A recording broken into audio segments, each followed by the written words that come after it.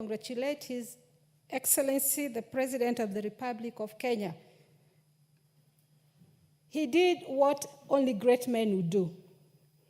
And as other Kenyans are talking, we want Africa to know that that was the best candidate.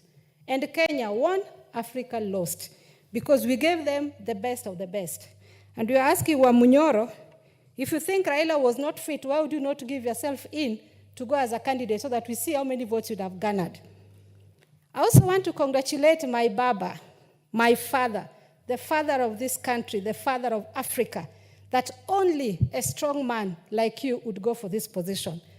Having gone through an election 2 years ago, and you go again for another election, I think only a God-given man would do such a thing. So I congratulate you, Baba, and as you come back home, we celebrate you. We will slaughter all our chicken for you. We love you from the bottom of our hearts.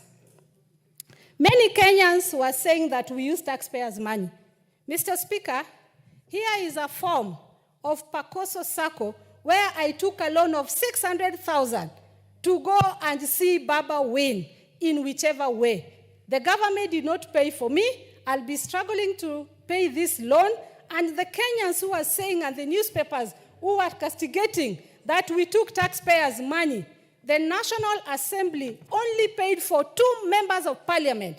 The rest of Kenyans there came in the same way or even worse than the way I came. There are Kenyans who took loans. There are Kenyans who sold their cows.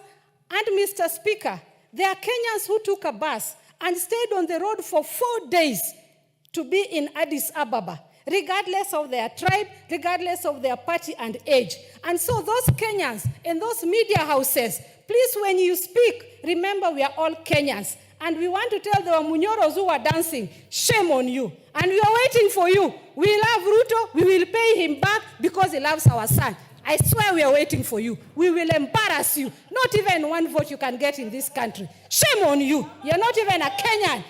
In fact, I voted yes, and if you bring him again, I'll vote yes. He should even be expelled from this country. Shame on you, Wamunyoro.